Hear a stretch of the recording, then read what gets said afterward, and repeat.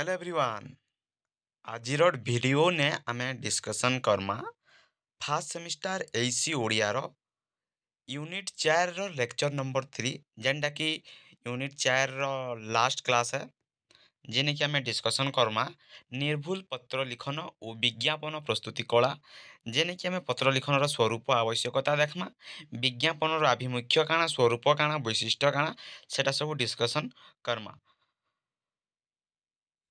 तो पहले देखमा आमे आमे क्लास क्लास 2 रे देखिथिला आमे हमर फीचर जेन माने भी क्लास 2 आउ क्लास 1 नी देखी यूनिट 4 रो semana चैनल के विजिट करी करी देखी नियो देन इटा के देखबो।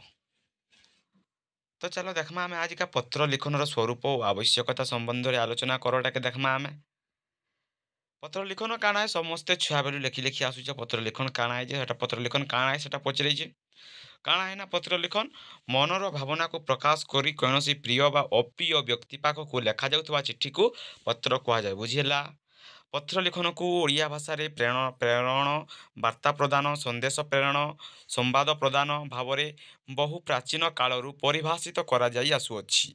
चिट्ठी बा पत्र रे समर्थ बोधक इंग्राजी शब्द हेउछि प्रेरकर प्रापक व्यक्ति उद्देश्य रे प्रेरित एक भाव विनात्मक संवाद पत्र लिखन स्वरूप और आवश्यकता निम्न रे विस्तृत भाव रे आलोचना करागला। पत्र लिखन काना आज देखला एखन तार विस्तृत आलोचना करा जिबा। पत्र रो आवश्यकता काहे थिलागी वर्तमान रो यांत्रिक बा वर्तमान युग रे संवाद प्रेरण टेलीफोन कथबार्ता और दूरसंचारी भाव विनिमय जोगु व्यक्ति को पत्र लिखन आवश्यकता कमी कमी जाउची।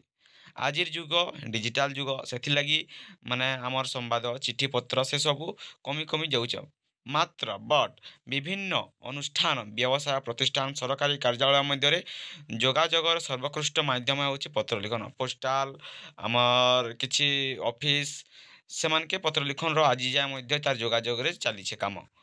पत्र लिखन रो स्वरूप काना ना पत्र लिखन रो एक साधारण लिखन नुहे किंबा पद्धतिबद्ध नथी ओ लिखन धर्मी लेखा नुहे यह एक प्रकार व्यवहारिक लिखन कला जहाँ माध्यम प्रेरकर भाव को प्रापक सहजरे ग्रहण करि पारि थाए। पारिवारिक प्रशासनिक सांस्कृतिक सामाजिक व्यावसायिक कार्यधारा रे भाव विनिमय और तथ्य प्रदान निमंते व्यवहृत लिखनधारा को संवाद प्रेरण माध्यम रूपे ग्रहण करा जाई अछि। ओडिया भाषा रे प्रचलित चिट्ठी बा पत्रर इंग्राजी समार्थवाचक शब्द लेटर जार अर्थ प्रेरकर भाव विनयात्मक संवाद प्रापक उद्देश्य रे प्रेरित इंग्राजी लेटर संपर्क रे विश्वकोश रे लिखित अछि।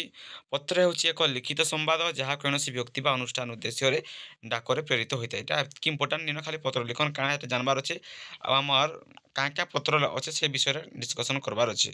तो देखो पत्रर परिसर काना पत्र लिखन कौशल रे जनकर हृदयर भाव और वक्तव्य सहज सरल और हृदयस्पर्शी भाव रे रूप पाई थाए। पत्र हेउछि हृदय बेगर समर्थबोधक पत्रर परिसर काना पत्र लिखन कौशल रे जनकर हृदयर और भाव और वक्तव्य को हृदयस्पर्शी भाव रे रूप पाई थाए। पत्र हेउछि हृदय बेगर समर्थ प्रकाशक एथिरे लेखनकारी अनुभव आवेग उच्छ्वास आंतरिकता आदि मर्मस्पर्शी भाव रे प्रकाश पाई थाए। एहार परिसर अत्यंत व्यापक एथिरे केवल व्यक्तिगत सुख दुख प्रेम प्रत्यय मिलन विरह समस्या अभियोग श्रद्धा प्रीतिर हृदय बेग न थाए। व्यक्ति स्तर विश्व स्तर समस्या पर्यंत सबको नहीं पत्र रचना करा जाई पारे। व्यक्ति स्तर आरंभ करी विश्व स्तर रे समस्या तार सबू को नहीं पत्र रचना करा जाई पारिबो। पत्रर परिसर बहु व्यापक होइतिबारु एहा केवल व्यक्तिगत स्तर रे सीमित न थाए बहु अनुष्ठानिक पत्र मध्य लिखा जाई थाए जेपरि आवेदन निवेदन निमंत्रण पत्र सब चुक्ति पत्र इत्यादि सब पत्र माध्यम रे आज पर्यंत मध्य चालू अछि। ता गोटे क्वेश्चन हिसाब से देख पत्र लिखन उपादान गुड़िकर आलोचना सह यार प्रकार भेद लेख तार प्रकार भेद लेख। तो पत्र लिखन उपादान गुड़िक है जेनटाक आम सारल्य क जो आम सरल्य बा सरल पत्रर भाव अनुसार प्रकाश भंगी और वक्तव्य उपस्थापना चातुरी सरल और रसाल हेबा बांछनीय भावगर्भक मतामत पत्रर नांदनिक गुणर परिवृत्ति करिथाए। एही मतामत जटिल और शाणित न होई हृदयस्पर्शी तथा भाव सारल धर्मी हेबा उचित। ପତ୍ରଟା ଯଦି ଲେଖୁଛ ତ ହେନ୍ତା ହିଁ ହେବାର୍ କଥା। ତାପରେ ଭାଷା ଭଙ୍ଗୀ କେନ୍ତା ରହିବାର୍ କଥା, ଦୁଃଖ ସୁଖ ଆନନ୍ଦ ନିରାନନ୍ଦ ପ୍ରୀତି ଅପ୍ରୀତି ଭଲ ମନ୍ଦକୁ ଆଧାର କରି ଲେଖାଯାଏ। ପତ୍ରର ଭାଷା ଭାବଚିତ ଓ ପଦଚିଙ୍ଗିତ ହେବା ଉଚିତ। ଦୃଷ୍ଟାନ୍ତ ଉଦାହରଣ ରୂଢ଼ି ପ୍ରବାଦ ଓ ପ୍ରବଚନ ପତ୍ରର ଭାଷା ଓ ବର୍ଣ୍ଣନା ପାଟବ ଅଧିକ ବିଶ୍ଳେଷଣ ଧର୍ମୀ ସାଙ୍କେତିକ ଓ ରୈଖିକ ନ ହୋଇ ସଂକ୍ଷିପ୍ତ ଓ ଭାବତ୍ମକ ହେବା ଉଚିତ। ଭାବରେ ପୁନରାବୃତ୍ତି ପତ୍ରର ଲିଖନ ଆବେଦନକୁ ଅଧିକାଂଶ ସମୟରେ ହ୍ରାସ କରିଦେଇଥାଏ। ତାପରେ ଦେଖ ଗଠନ ଧର୍ମୀ ହେବାର କଥା ପତ୍ର ଗୋଟେ ଲେଖିଲା ବେଳେ ଠିକଣା ତାରିଖର ସ୍ଥାନ ପ୍ରତ୍ୟକ୍ଷ ଓ ପୂର୍ଣ୍ଣ ବିବରଣୀ ଥାଇ ପ୍ରାପକ ସହିତ ପ୍ରେରକର ପାରିବାରିକ ସାମାଜିକ ବ୍ୟବସାୟିକ ସମ୍ପର୍କକୁ ବିଚାର କରି ପତ୍ର ଲେଖିବା କାଳରେ ସମ୍ବୋଧନ ସ୍ୱାକ୍ଷର ପ୍ରଦାନ ଓ ମତାମତ ଉତ୍ଥାପନ ହେବା ଉଚିତ। ନମ୍ରତା ସହିତ ଭଦ୍ରତା ଓ ଶିଷ୍ଟତା ରଖି ପତ୍ର ଲେଖିବା ଦ୍ୱାରା ପ୍ରେରକର ସମ୍ବାଦ ଲିଖନ ପ୍ରାପକଠାରେ ଗଭୀର ରେଖାପାତ କରିଥାଏ।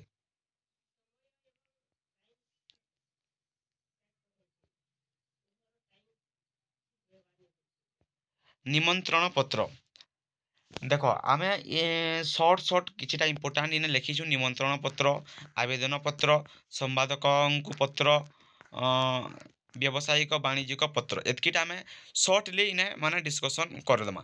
ତ ଯେ ତୁମକୁ କାଣା କରିକି ପଡ଼ବା ନା ଗୋଟେ କାମ କରିକି ପଡ଼ବା, ଟେଲିଗ୍ରାମ ଚ୍ୟାନେଲରେ ଜଏନ୍ ହେଇଯିବ। ଟେଲିଗ୍ରାମ ଚ୍ୟାନେଲର ଲିଙ୍କ୍ କମେଣ୍ଟ ସେକ୍ସନରେ ଅଛି। ସେନକେ ଜଏନ୍ ହେଇ ସାରିଲା ପରେ ଏଇସି ଓଡ଼ିଆର ଗୋଟେ ବୁକ୍ ଅଛି। ସେ ବୁକ୍କେ ତୁମେ ଦେଖି ସାରିଲା ପରେ ତୁମେ ୟୁନିଟ୍ 4କେ ପଲେଇଯିବ। ୟୁନିଟ୍ 4ର ଲାଷ୍ଟ ପାର୍ଟ ଅଛି ଆମର ଯେନ୍ ପତ୍ର ଲିଖନ ଆଉ ବିଜ୍ଞାପନର ପାର୍ଟକେ ପଲେଇଯିବ। ସେ ପାର୍ଟକେ ପଲେଇ ସାରିଲା ପରେ ହେନେ ଦେଖବ ନିମନ୍ତ୍ରଣ ପତ୍ରର ବିଭିନ୍ନ ପ୍ରକାରର ନିମନ୍ତ୍ରଣ ପତ୍ର ଡିସ୍କସନ୍ କରାହେଇଛି, ମାନେ ଅଛେ ସେ ବୁକ୍ରେ। ଆବେଦନ ପତ୍ରର ବିଭିନ୍ନ ପ୍ରକାର ଅଛି।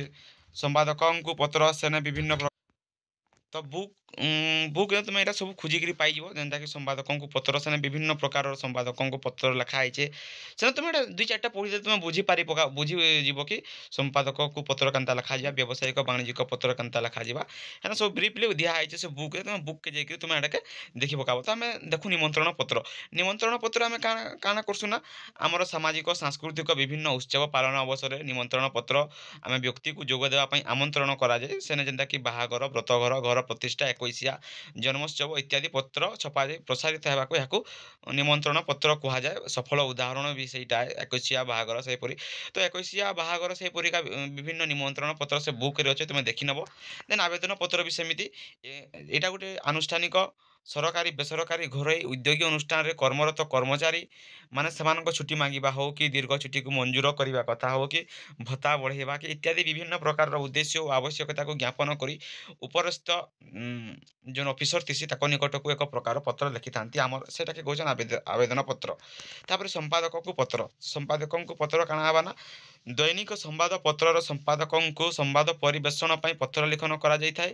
ବିଭିନ୍ନ ସମସ୍ୟାର ସେଠାରେ ଉଲ୍ଲେଖ କରାଯାଇଥିସି, ଯେନ୍ତାକି ରାସ୍ତାଘାଟର ଅସୁବିଧା, ପାନୀୟ ଜଳ, ସ୍ୱାସ୍ଥ୍ୟ, ଗମନାଗମନ, ଶିକ୍ଷା, ସରକାରୀ ପତ୍ର ଯେନ୍ତାକି ସରକାରୀ ସ୍ତରରେ ଘରୋଇ ଉଦ୍ୟୋଗୀ ତଥା କମ୍ପାନୀର ଅବସ୍ଥାପିତ ସର୍ବୋଚ୍ଚ ପଦାଧିକାରୀମାନଙ୍କ ଦ୍ୱାରା ସମସ୍ତ କର୍ମଚାରୀଙ୍କ କେତେକ ନିର୍ଦ୍ଦିଷ୍ଟ କର୍ମଚାରୀଙ୍କୁ ଲେଖାଯାଏ।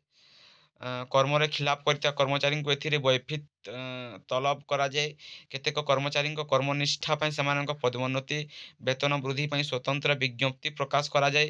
ଅସ୍ଥାୟୀ ନିଯୁକ୍ତିକୁ ସ୍ଥାୟୀ କରିବା ପାଇଁ ପ୍ରଭୃତି କ୍ଷେତ୍ରରେ ବିଭିନ୍ନ ପ୍ରକାରର ଆଦେଶନାମା ମଧ୍ୟ ଜାରି କରାଯାଏ ଆମର ସମ୍ପାଦକଙ୍କୁ ପତ୍ର ବା ସରକାରୀ ପତ୍ରରେ।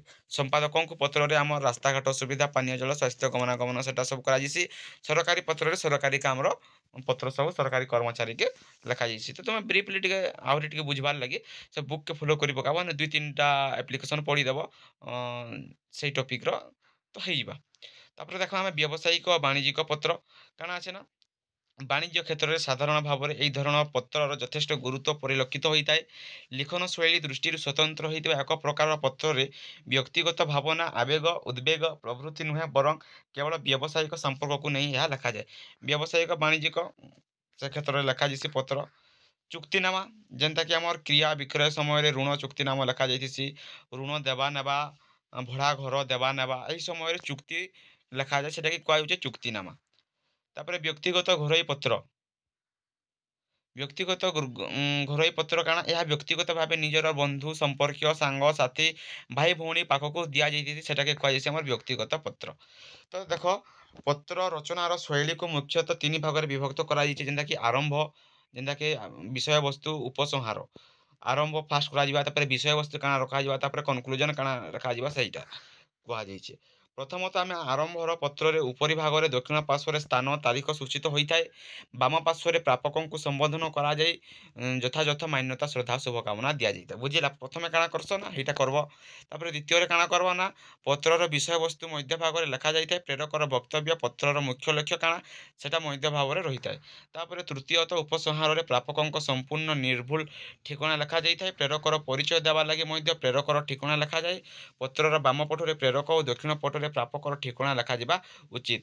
ଡାକ ବିନିମୟ କାର୍ଯ୍ୟ ସମ୍ପାଦନ ନିର୍ଭୁଲ କରିବା ପାଇଁ ନାମ, ଗ୍ରାମ, ଡାକଘର, ଜିଲ୍ଲା, ପିନକୋଡ୍ ନମ୍ବର ଲେଖିବା ବାଞ୍ଛନୀୟ। ଏଟା ସମସ୍ତେ ଜାଣିଛ। ଏଇଟା ହିଁ ଆମର ପତ୍ର ଲିଖନ ର ପ୍ରଣାଳୀ ଏନ୍ତା ଲେଖାଯିସି। ତ କେନ୍ ପତ୍ର ତୁମେ ଟିକେ ଡିସ୍କସନ୍ ବା ପଢ଼ିଦେବ ବୁକ୍କେ ଯାଇକିରି ସବୁ ପତ୍ର ଟିକେ ଟିକେ। ତ ତାପରେ ଆମେ ଦେଖାଁ ବିଜ୍ଞାପନ କାଣା। ବିଜ୍ଞାପନ କାଣା ଆଜି ଦୁନିଆରେ ବିଜ୍ଞାପନ କାଣା ବୋଇଲେ କେହି ନି ଜାନି ବୋଲି କଥା ନି, ସମସ୍ତେ ଜାଣିଛନ୍। ସମସ୍ତେ ସୋସିଆଲ ମିଡ଼ିଆ ୟୁଜ୍ କରୁଛନ୍, ଗୁଟେ କ୍ରିଏଟର ମାନକେ ଫଲୋ କରୁଛନ୍। ସେ କ୍ରିଏଟର ମାନେ ଦେଖ ମଝିରେ ସ୍ପନ୍ସର କରସନ୍, ସେଟାକେ ଆମେ ହିଁ କହୁଛୁ ଆଡ଼ଭର୍ଟାଇଜମେଣ୍ଟ। ସେଇଟା ହେଉଛି ଆମର ବିଜ୍ଞାପନ।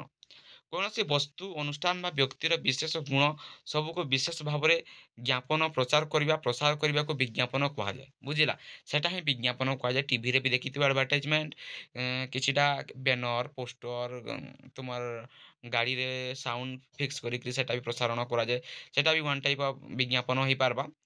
ତ ତାପରେ ଦେଖା ଆମେ ବିଜ୍ଞାପନର ବୈଶିଷ୍ଟ୍ୟ, ସ୍ୱରୂପ ଓ ଆଭିମୁଖ୍ୟ କାଣା। ତ ବିଜ୍ଞାପନର ବୈଶିଷ୍ଟ୍ୟ ହେଉଛି ଗୋଟିଏ ପ୍ରଭାବଶାଳୀ ବିଜ୍ଞାପନ ନିର୍ଦ୍ଦିଷ୍ଟ ଦର୍ଶକ ଗୋଷ୍ଠୀ ମନରେ ଛାପ ଛାଡ଼ିଯାଏ ଓ ତାକୁ ନିର୍ଦ୍ଦିଷ୍ଟ ଦ୍ରବ୍ୟ, ସେବା ବା ବିଚାରକୁ ଗ୍ରହଣ କରିବା ପାଇଁ ପ୍ରେରଣା ଦେଇଥାଏ। ହେଟାକେ ଆମେ ବିଜ୍ଞାପନ। ଗୋଟେ ଯେନ୍ ୟୁଟ୍ୟୁବରକେ ଫଲୋ କରୁଛୁ ସେ ଗୋଟେ ମୋବାଇଲଟେ ଦେଖାଇ ଦେଉଛି, କେତେ ଖନେ ଡ୍ରେସ୍ କଲେକ୍ସନ୍, କେତେ ଖନେ ଜୁତା ମୁଜା, ଜୁମେ ତାକେ ଫଲୋ କରୁଥିବ ବୋଲେ ମୁଇଁ ବି ଏଟା ସେଟାକେ କିଣିବି। ତୁମକୁ ଗୋଟେ ପ୍ରଭାବ ପକାଉଛେ କି ନାହିଁ ସେ ଜିନିଷଟା ତୁମକେ, ସେଇଟା ସେ କହିଛେ ଫାର୍ଷ୍ଟ ପଏଣ୍ଟରେ ସେଇଟା। ମାନେ ସେଇଟା ଗୋଟେ ଆଡ଼ଭର୍ଟାଇଜମେଣ୍ଟ ସେ କଲା, ଆଉ ତୁମେ ସେଇଟାକେ ବାଏ କଲ ସେଇ ପରିକା। ବଟ୍ ବିଜ୍ଞାପନ କେବେ ଫ୍ରିରେ ନାଇଁ ହୁଏ, ସ୍ପନ୍ସର କେବେ ଫ୍ରିରେ ନାଇଁ ହୁଏ। ବିଜ୍ଞାପନ ଏପରି ଏକ ପ୍ରକାର ଅଣବ୍ୟକ୍ତିଗତ ଯୋଗାଯୋଗ ଯାହାଦ୍ୱାରା ଏକ ସମୟରେ ବହୁ ସଂଖ୍ୟାରେ ଲୋକକୁ ସମ୍ବୋଧନ କରାଯାଇଥାଏ। ବହୁତ ସଂଖ୍ୟାରେ ବିଜ୍ଞାପନକୁ ଇଏ କରାଯାଇଛି। ଜଣେ ସ୍ପନ୍ସର କଲେ ତୁମେ ବହୁତ ଜଣ ଦେଖୁଛନ୍, ବହୁତ ସଂଖ୍ୟାରେ ଲୋକକୁ ସମ୍ବୋଧନ କରିଥିସି। ତାରପରେ କାଣା ଅଛି ନା ବିଜ୍ଞାପନ ମାଗଣାରେ ହୁଏ ନାହିଁ। କହିଲି ଏଖେନ୍ ସ୍ପନ୍ସର ଆଡ଼ଭର୍ଟାଇଜମେଣ୍ଟ ମାଗଣାରେ ହୁଏ ନାହିଁ।